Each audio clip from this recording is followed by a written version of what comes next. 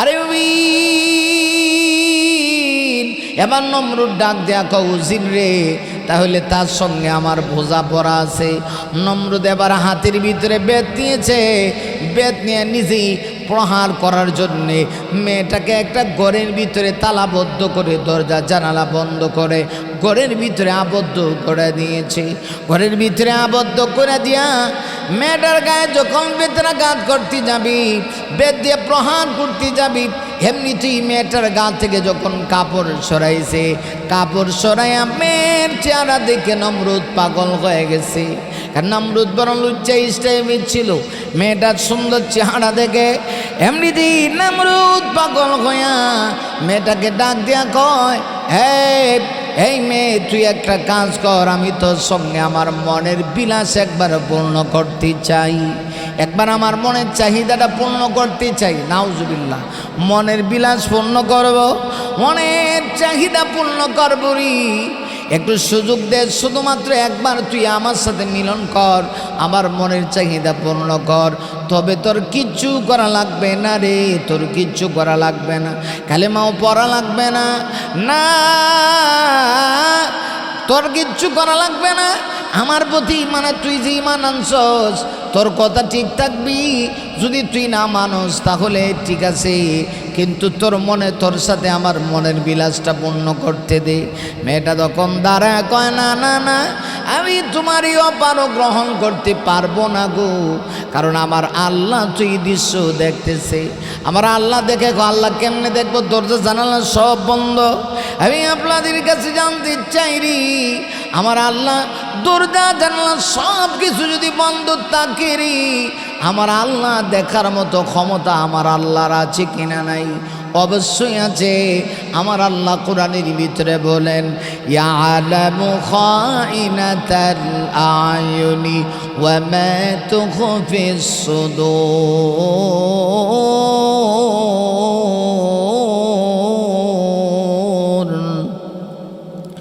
আরে মুমিন, আর আল্লাহ বলে, আরে বান্দা, আমি আল্লাহ জানি রে তুই তোর চোখ দ্বারা কি লুকোচুরি খেলস, চোখের পাতি ঘুরায়া তুই একটা মেয়ের দিকে তাকায়া কি বলতে চাস না চাস, পৃথিবীর কেউ না জানলেও আমি আল্লাহ কিন্তু জানি।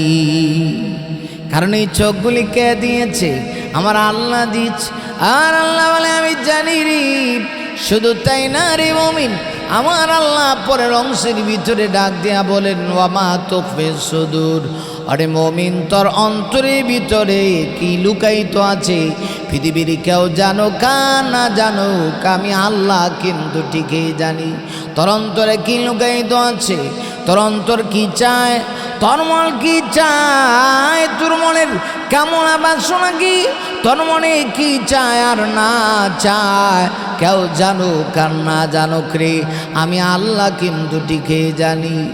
এবার মেয়েটা রাগ দিয়ে কয়, না, যদিও তুমি ভাবতেছ দরজা জানালা বন্ধ করে দিয়ে আমার সঙ্গে তুমি এমন কাজ করলে আমার আল্লাহ দেখে না, তা না রে, এমন আল্লাহর প্রতি বিশ্বাস করি না যে আল্লাহ দেখে না, এমন আল্লাহর প্রতি বিশ্বাস করি যে আল্লাহ অন্তর্মহলে ঢুকেও যদি কিচ্ছু করি সে আল্লাহ দেখে, এবং দেখে দেখে এতে কোনো সন্দেহ নাই।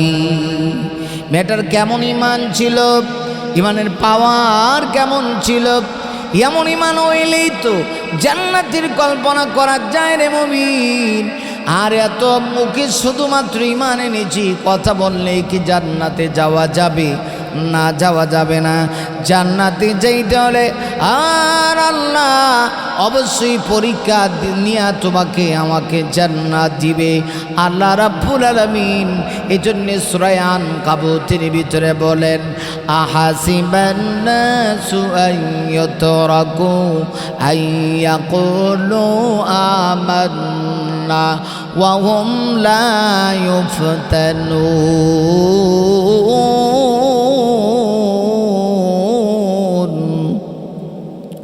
আরে মুমিন, খেয়াল করো, আমার আল্লাহ বলে, হাসিবান নাস, দুনিয়ার মানুষ, তোমরা কি ধারণা করো আইয়ুতরাকু আইয়াকুলু আমান্না? না, এই ধারণা করো না শুধুমাত্র তোমরা মুখী বলবে ঈমান এনেছি, কথা বলার সাথে সাথে আমি আল্লাহ তোমাদেরকে ছেড়ে দিব। না রে মুমিন, না, তা হতে পারে না। আমার আল্লাহ বলেন ওয়াহুম লা ইফতানুন, আমি পরীক্ষা করব না, পরীক্ষা ছাড়া আমি আল্লাহ তোমাদেরকে ছেড়ে দিব, তা হতে পারে না। অবশ্যই অবশ্যই ঈমান আনার পরীক্ষা না হবে গো। আল্লাহ নবীদেরকে ছাড় দেয় নাই, নবীরা নিষ্পাপ মাসুম, কিন্তু ইমানের দাওয়াত দিতে গিয়ে নবীরা কত কিছুর সম্মুখীন হয়েছে, কত বিপদ আপদের সম্মুখীন নবীরা হয়েছে। নবীদেরকে যদি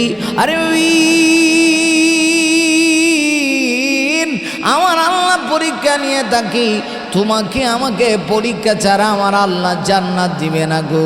প্রত্যেক নবীদের উপরে আমার আল্লাহ পরীক্ষা নিয়েছে। এবার খেয়াল করো, মেয়েটাকে ডাক দিয়ে বলতেছে, একটা বার তোর আমার মনের বিলাস তোর সাথে পূর্ণ করবো, সুযোগ দিবিনি, তাইলে আর বলবো না, তোর উপরে কোনো আঘাত করবো না, তুই তোর ধর্ম নিয়ে থাকবি। মেয়েটা ডাক দেয়া কয়, না গো না, আমি সব কিছু করতে পারি, ইমানের জন্য সব কিছু ছাড়তে, ইমানের জন্য সব কিছু ছাড়তে পারি। আমি ইমানের জন্যে প্রয়োজন হলে ইজ্জত যদি দেওয়া লাগে ইজ্জত দিব, কিন্তু আমি এরপরেও ইমান ছাড়ব না, আমি ইমান ছাড়ব না, না আমি ছাড়ব না।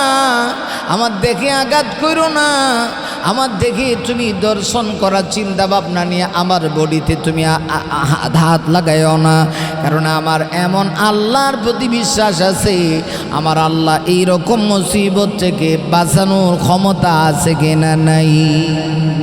কিন্তু নমরুদ এটা মানতে রাজি না, সে মনের বিলাস পূর্ণ করবই। মেয়েটাকে মনের বিলাস পূর্ণ করার জন্য শেষ পর্যন্ত হাত পা মেয়েটার বেঁধে দেওয়া হয়েছে। নমরুদ এবার উজিরকে ডাক দেয়া, উজির রে, ওরে উজির, এবার আমি মনের চাহিদা পূর্ণ করব। যেহেতু সোজা আঙ্গুলে কি উঠে না, তাকে এত বুঝাইতেছি এরপরেও সে বুঝতেছে না। আমি মনের বিলাস পূর্ণ করার জন্যে প্রয়োজনে আমি আমার হাত দুইটা গুটায়া আমি মেয়েটার গায়ে আমি নিজে গিয়া পড়ে যাব। এই চিন্তা ভাবনা করে নমরুদ গায়ের কাপড় গলছে, মেয়েটার গায়ে গিয়ে মেয়েটার ইজ্জতের উপরে আক্রমণ করবে।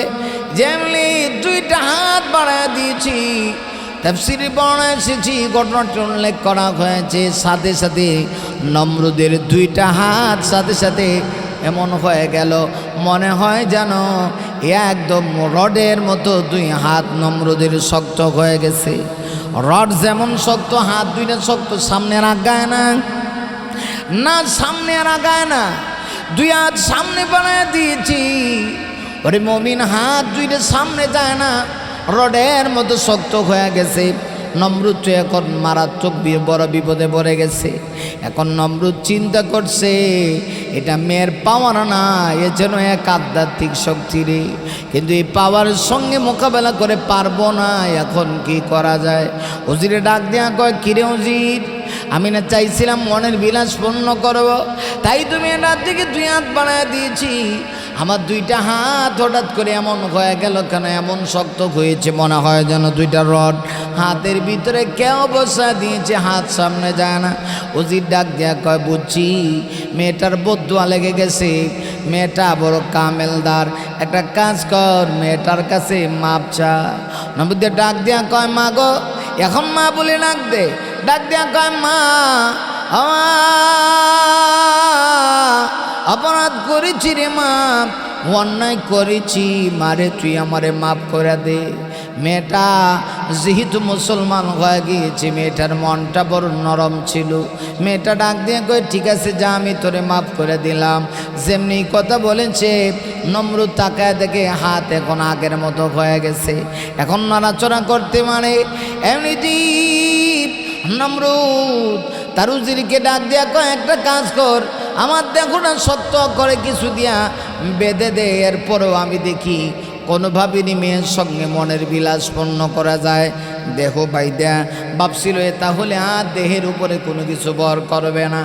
এবার যখন মনের বিলাস পূর্ণ করার জন্য সামনে গিয়েছে, কিতাবের ভিতরে লেখে মুহূর্তের ভিতরে এখন পুরা শরীরটা তার শক্ত হয়ে গেছে, পুরা শরীর একেবারে রডের মতো শক্ত, না এইদিকে লড়ে না এইদিকে লড়ে, না সামনে লড়ে না পিছনে লড়ে, কোনো দিকে লড়ে না। নমরুদ তখন ভয় পেয়ে গিয়েছে। আবারও মেয়েটাকে ডাক দেয়া কয়, মাগো আমি ভুল করেছি, মেহেরবানি করে তুমি আমাকে মাফ করে দাও, আমাকে ক্ষমা করে দাও। মেয়েদের মন নরম হয়। মেয়েটা ডাক দিয়ে কই, ঠিক আছে ক্ষমা করে দিলাম। এরপরও নমরুদের বাঘিরি তার পিছ ছাড়ে না। নমরুদ ডাক দেয়া কয়, তার সঙ্গে মোকাবেলা করে পারা সম্ভব না। এজন্য আধ্যাত্মিক শক্তি মেয়ের উপরে যেভাবে হোক যখনই আক্রমণ করতে যায়, ইজ্জতে আক্রমণ করতে গেলেও পারি না, আমার দেহটা খাটের মতো শক্ত হয়ে যায়, রডের মতো শক্ত হয়ে যায়, আমি আক্রমণ করতে পারি না। তাহলে একটা কাজ করা হোক, এই মেয়েটাকে জেলের ভিতরে বন্দি করা হোক। নাউজুবিল্লাহ। ইমানের কারণে কত কষ্ট করতে হয়েছে, এত সোজা ইমান। ইমান মুমিন আজকে সারা পৃথিবীতে মায়ের খায়। আরে মুমিন, একটা মেয়ের ইমান দেখো কি পরিমাণ পাওয়ারি, মেয়ের ইমানের ভিতরে কি পরিমাণ তেজ, কি পরিমাণ শক্তি। আর তোমার আমার ইমানের অবস্থা কি? ওয়ালা তাহিনু ওয়ালা তাহজানু ওয়া আনতুমুল আলাউনা ইন কুনতুম মুমিনিন। আমার আল্লাহ ডাক দিয়া কয়, না ভয় পাইস না, ভয় পাইও না, চিন্তিত হইও না। যদি সত্যিকার মুমিন হতে পারো রে, আমার আল্লাহ বলেন অবশ্যই তোমাকে সাহায্য করব। আসল কথা হলো মুমিন হইতে পারি নাই আমরা, যারা পুরুষ আছি সত্যিকারের মুমিন পুরুষ হইতে পারি নাই। আর নারীরা সত্যিকারের মুমিনা হতে পারলে অবশ্যই আল্লাহর পক্ষ থেকে সাহায্য আসবে। এবার নমরুদ কয়, একটা কাজকর্মের সঙ্গে যদি পারায় যায় না, জেলখানায় বন্দি কর। এমন এক রুমের ভিতরে জেলখানায় আবদ্ধ করে দে, যে রুমটা নর্দমা, ময়লা আবর্জনা, যে রুমের ভিতরে পুরান জিনিসগুলি ভরা, যেগুলা নষ্ট, একদম নষ্ট হয়ে গিয়েছে, এমন একটা রুমের ভিতরে, এমন রুমের ভিতরে একটা কাজ কর, মেয়েটাকে আবদ্ধ করে দে রে। এবার ওই মেয়েটাকে এমন জেলখানায়, এমন রুমে আবদ্ধ করা হলো যেটা নর্দমা, ময়লা আবর্জনা, সেই রুমের ভিতরে মেয়েটাকে আবদ্ধ করা হয়েছে। আরে মেয়েটা এমন করে গিয়েও আল্লাহ শুকরিয়া আদায় করে, আল্লাহ গো এরপরেও তো আমার ইমানটা নিয়ে বেঁচে আছি, এজন্যে তোমার দরবারে শুকরিয়া জানাই। ইমানের কত দাম দেখেন, আল্লাহর দরবারে কি শুকরিয়া করে। এত কঠিন পরিস্থিতিতেও ইমান ছাড়ে না। সে যে একটু জায়গা পেয়েছে জেলখানায় ইমানটা নিয়ে বাঁচার জন্য, এজন্য শুকরিয়া আদায় করতেছে। আর আপনার আমার অবস্থা, এত কিছু পাওয়ার পরও আমরা আল্লাহর শুকরিয়া করতে রাজি না। শুকরিয়া জানাই আল্লাহ, শুকরিয়া জানাই তোমায়, অসহায় বান্দা মোরা বেঁচে আছি তোমার দয়ায়, অসহায় বান্দা মোরা বেঁচে আছি তোমার দয়ায়। শুকরিয়া জানাই আল্লাহ, শুকরিয়া জানাই তোমায়, অসহায় বান্দা মোরা বেঁচে আছি তোমার দয়ায়, অসহায় বান্দা মোরা বেঁচে আছি তোমার দয়ায়। দু চোখ বড়ে স্বপ্ন দিলি, বেঁচে থাকার আশা দিলি, দু চোখ বড়ে স্বপ্ন দিলি, বেঁচে থাকার আশা দিলি, ফুলে ফুলে সাজিয়ে দিলে, ফুলে ফুলে ফুলে ফুলে সাজিয়ে দিলে, সিকদো শ্যামল সোহাই শুকরিয়া জানাই তোমায়, শুকরিয়া জানাই আল্লাহ, শুকরিয়া জানাই তোমায়। অসহায় বান্দা মোরা বেঁচে আছি তোমার দয়ায়, অসহায় বান্দা মোরা বেঁচে আছি তোমার দয়ায়। আল্লাহু আকবার। না যত বড় বিপদ হোক না কেন আমার আল্লাহর না শুকরিয়া করা যাবে না রে মুমিন। আবার আল্লাহর না শুকরিয়া করা যাবে না যখন যে অবস্থায় আছি গো, এই অবস্থাতে আমার আল্লাহর শুকরিয়া আদায় করা লাগবে। এত কঠিন মুহূর্ত মেয়েটা ইমানের কারণে শেষ পর্যন্ত নমরুদের বাহিনী এবং নমরুদ যখন তার মনের বিলাসটাও পূর্ণ করতে পারে নাই, মেয়েটার গায়ে টাচও করতে পারে নাই, আল্লাহ সাহায্য করেছে। ওয়াকানা হাক্কান আলাইনা নাসরুল মুমিনিন। সম্মানিত সুদী, আমার আল্লাহ বলেছে মুমিন নারী হোক পুরুষ হোক বিপদে পড়লে তাদেরকে সাহায্য করা, সহযোগিতা করা, এটা আমি আল্লাহর হক, আমি আল্লাহর দায়িত্ব।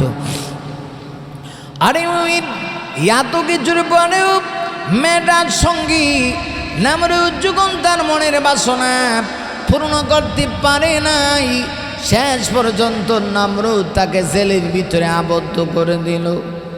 এদিক দিয়ে দেখা গেছে হযরত ইব্রাহিম আলাইহিস সালাতু ওয়াস সালামের প্রথম স্ত্রী, যার নাম ছিল সায়রা বিবি সায়রা,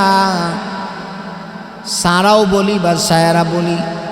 ইব্রাহিম আলাইহিস সালাম ইরাক থেকে আবার নমরুদের এলাকায় যখন আসলেন, ইব্রাহিম আলাইহিস সালাম অগ্নিকুণ্ড থেকে মুক্তি পাওয়ার পরে যখন তার এলাকা ত্যাগ করে চলে গিয়েছিলেন, পুনরায় আসলেন।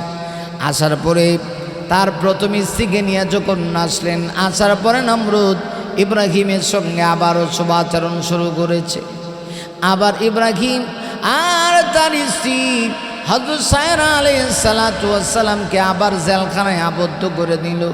পুরুষদের এখানে ইব্রাহিমকে থাকতে দিল, আর সায়রাকে ওই যে মেয়েটাকে নর্দমা ময়লা আবর্জনা একটা রুমের ভিতরেরই ওই রুমের ভিতরে যে ঢুকায় দিয়েছিল, এখন মেয়েটাকে সেই রুমে ঢুকাইছে। ইব্রাহিমের স্ত্রী হযরত সায়রাকেও সেই রুমে ঢুকায় দিয়েছে। এদিক দিয়ে মাঝখানে অনেক ঘটনাও ঘটছে। ঘটনা হলো যখন মেয়েটাকে জেলখানার ভিতরে ঢুকায় দিয়েছি, এখন তো বাঘিনীরা আছে জেলখানার যা দায়িত্বে, নিরাপত্তার দায়িত্বে, যে বাঘিনী তাকে পুলিশ বাহিনী সেফটিতে ডিউটি করে, কেউ দিনের বেলা এক সেফটি, কেউ রাত্রেবেলা। মাঝে মধ্যে আইসা দেখে মেয়েটা একটা অন্ধকার রুমের ভিতরে, অথচ আশ্চর্যজনকভাবে এই রুমের ভিতরে কেমন জানি একটা বাতি জ্বলে, নূরের মতো, নূরের আলোর মতো আলোকিত করে ফেলে পুরা রুমটা। ওই বাতি জ্বলে, মেয়েটা আল্লাহর জিকির করে, মেয়েটার জিকিরের তালে তালে ওই যে গাছের ডালের পাখিরা পর্যন্ত কিচির মিচির করতে শুরু করে দেয়। এরাও আল্লাহর জিকির করে সুন্দরী মেয়েটার তালে তালে। মেয়েটা কেমন আল্লাহর নেককারিনী হয়ে গেছে চিন্তা করে দেখেন। এবার নমরুদের বাহিনী এই দৃশ্য দেখে মনে আশ্চর্য হয়ে গেছে, কিরে কি অবস্থা। পুলিশ বাহিনী আশ্চর্য হয়ে খবর দিল, গো ও বাদশাহ নামদার, মেয়েটাকে এমন জায়গায় আবদ্ধ করে দেওয়া হয়েছে যেখানে কোনো আলো নাই, কিন্তু কেমন জানি রুমের ভিতরে 24 ঘন্টা একটা বাতি চলে। ওই বাতির আলোতে মেয়েটা জিকির করে, মেয়েটার জিকিরের তালে তালে গাছের যে পাখিগুলি আছে এরাও কিচির মিচির করে করে মেয়েটার তালে তালে আল্লাহর জিকির করে। আল্লাহু আল্লাহ আল্লাহু আল্লাহ আল্লাহু আল্লাহ আল্লাহু আল্লাহ। আরে এই দৃশ্য দেখে পুলিশ বাহিনী পর্যন্ত আশ্চর্য হয়ে গেছে, এরাও আশ্চর্য হয়ে গেছে। কিরে, এমন দৃশ্য তো জিন্দেগিতে আর কোনোদিন দেখি নাই। মুমিন একটু খেয়াল করো, কেউ যদি আল্লাহ বলা হয়ে যায় পৃথিবীর সব কিছু তার আনুগত্যশীল হয়ে যায়। তার বাস্তব প্রমাণ মেয়েটা এখানে বসে জেলখানায় আবদ্ধ করে জিকির করে, এদিক দিয়ে ইব্রাহিম আলাইহিস সালামের প্রথম স্ত্রী ওই রুমের ভিতরে তাকে দেওয়া হয়েছে। যেমনি দেওয়া হয়েছি, ইব্রাহিম আলাইহিস সালামের প্রথম স্ত্রী গিয়া দেখে একটা মেয়ে মোনাজাত করতেছে, দুই হাত উঠায়া মোনাজাতে সে বলতেছে, আল্লাহ গো, তোমার কাছে আমার না শুকরিয়ার কিচ্ছু নাই, তুমি যা দিয়েছ গো, তোমার শুকরিয়া আদায় করে আমি শেষ করতে পারবো না গো। আল্লাহ, তোমার শুকরিয়া আদায় করার মতো ভাষা আমার নাই গো। তবে আল্লাহ গো, আমি তোমার শুকরিয়া করি, তোমার নিয়ামতের কৃতজ্ঞতা আদায় করি। আল্লাহ, তুমি পারো না এমন কিচ্ছু নাই। মেয়েটা আমার আল্লাহর কাছে তিনটা দোয়া করে। এক নাম্বার দোয়া হলো, আল্লাহ জামানার নবী ইব্রাহিমের সাক্ষাৎ আমাকে করায় মরণ দিও। আল্লাহু আকবার। মেয়ের আল্লাহর কাছে দোয়া করি, আল্লাহ গো, আপনি এই জামানার নবী ইব্রাহিম খলিলুল্লাহ তোমার বন্ধু ইব্রাহিমের সঙ্গে আমাকে একটা বার সাক্ষাৎ করায়ও, যেভাবেই হোক সাক্ষাৎ করায়ও, সাক্ষাৎ করায় আমাকে তুমি মরণ দিও। গেল এক। দুই নাম্বার হলো, আল্লাহ আমার জন্য এমন একটা পাত্রের ব্যবস্থা করে দিও, এমন একটা সুযোগ্য পাত্রের ব্যবস্থা করে দিও গো। টাকা পয়সা আমি চাই না। যেই জামাই দুনিয়ার জীবনে আমার সঙ্গে হবে, শুধু ইহকালের জীবনে আমার সঙ্গে হবে তা না গো, পরকালের জীবনেও আমার সঙ্গে হবে না। শুধু ইহকালের সঙ্গে চাই না, এমন স্বামী চাই যে স্বামী আমার ইহকালের জীবনে আমার সাথী, শুধু আমার ইহকালের জীবনে আমার সাথী হবে তা না গো, পরকালের জীবনেও আমার সাথী হবে। তার সঙ্গে যেন আমি ময়দানে মেহাশরে উঠতে পারি। আল্লাহ রাব্বুল আলামিনের কুদরত বোঝা যায় না গো। আমার আল্লাহ তার দোয়াগুলি কবুল করে ফেলেছে, কিন্তু সে জানে না। তিন নাম্বার হলো, আগমালি যেভাবে হোক আমাকে তুমি এই জালেমের জুলুম থেকে হেফাজত কইরা এই জেলখানা থেকে আমাকে মুক্তির ব্যবস্থা করে দিও। যখন মহিলা এই মেয়েটা এভাবেই দোয়া করতেছে, হযরত সায়রা ইব্রাহিম আলাইহিস সালামের প্রথম স্ত্রী, ইব্রাহিম আলাইহিস সালামের বয়স তখন 83 বছর হয়ে গেছে। মহিলা ইব্রাহিম আলাইহিস সালামের প্রথম স্ত্রী চিন্তা করলো, আমার স্বামী এত বছর হয়ে গেল বিবাহ হয়েছে, অথচ আমাদের কোনো সন্তান হয় না। হযরত ইব্রাহিম আলাইহিস সালামের প্রথম স্ত্রী সায়রার গর্ভ থেকে কোনো সন্তান হয় নাই। এবার সায়রা আলাইহিস সালাম তিনিও কিন্তু কম সুন্দর না, তদানীন্তন যুগে বিশ্ব সুন্দরী ছিল রে। সায়রা ডাক দেয়া কয়, আমার স্বামী যেহেতু সন্তান হয় না রে, তাইলে একটা কাজ করি, আমার স্বামীকে আমি বিবাহ পড়ায় দেই, এই মেয়েটার সঙ্গে আমার স্বামীকে বিবাহ পড়ায় দেই। মেয়েটা যখন দোয়া শেষ করেছে, হঠাৎ করে তাকায় দেখে তার সামনে জেলখানায় বন্দী হয়েছে আরেকজন মহিলা। খুবই শুনি, যদিও একজন একটু বয়স্কা ছিল, কিন্তু নবীর স্ত্রী তো বিশ্ব সুন্দরী। ডাক দিয়ে কই, বন্দি তুমি এই জায়গায় বন্দী হয়েছো, আর তুমি যে দোয়া করতেছো, তোমার দোয়া আমি সব কিছু শুনতেছিলাম। তুমি দোয়াতে কি কি বলতেছিলা আমি সব কিছু শুনতেছিলাম। তুমি জানো না আমার স্বামীকে কয়, তোমার স্বামীকে কয়, আমার স্বামী হলো জমানার শ্রেষ্ঠ পয়গম্বর হযরত ইব্রাহিম আলাইহিস সালাম। কথাই বুঝি, আমি তো আল্লাহর কাছে দোয়া করি, আল্লাহ যেন তার সঙ্গে আমার একবার সাক্ষাৎ করায়। তার আগুনের অগ্নিকুণ্ডের ঘটনা শুনি আমি কালমা পড়েছি, আমি তো ইব্রাহিমকে একবারও দেখি নাই। যেই মুহূর্তে এই কথা বলেছে, হযরত সায়রা আলাইহিস সালাম চিন্তা করে, তাহলে একটা কাজ করতে পারি, এই মেয়েটার সঙ্গে আমার স্বামীরে আমি বিবাহ পড়ায় দিতে পারি। এবার হযরত সায়রা ডাক দেয়া কয়, তাইলে তোমার দোয়া কবুল হয়ে গেছে, তোমার সাক্ষাৎ হবে আমার স্বামীর সাথে। পাশাপাশি তোমাকে সংবাদটাও দিতে চাই। স্বামীকে সায়রা ডাক দেয়া কয়, স্বামী গো, বহুদিন হয়েছে আমাকে বিবাহ করেছেন, আপনার কোনো সন্তান হয় না গো। আমরা যদি জেল থেকে মুক্তি পেতে পারি, তাহলে এই মেয়েটার সঙ্গেই আমার মনটা চায় আমি আপনাকে বিবাহ পড়ায় দিব, যাতে করে আপনার সন্তান হয়। আল্লাহর কি কুদরত বোঝা যায় না। এক পর্যায়ে কোনো একদিন হযরত ইব্রাহিম জেল থেকে মুক্তি লাভ করলেন, তার স্ত্রী মেয়েটাও মুক্তি লাভ করলো। করার পরে তার সঙ্গে ইব্রাহিম নবীর বিবাহ হয়ে গেল। বিবাহ হয়েছিল, তার নাম কি? হযরত ইব্রাহিম আলাইহিস সালাম নাম যখন জিজ্ঞাসা করছিলেন বিবাহ হওয়ার পরে তোমার নাম কি, মেয়েটা ডাক দিয়া কয় আমার নাম হলো হাজেরা।